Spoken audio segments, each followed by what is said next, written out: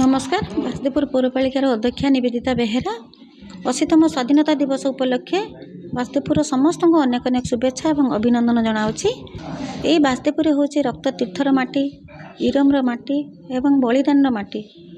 भारत को स्वाधीनता आणिबारे आम बासदेवपुर अनेक स्वाधीनता संग्रामी तांकर जीवन त्याग करथिले, बलिदान देइथिले। तेणु सेथिपई आमे समस्ते निजको गर्व अनुभव करुचु। यही दिनटी को आम बासदेवपुर थिबा एबी हाईस्कूल ठारे बहुत भल भाव पालन करा जाए।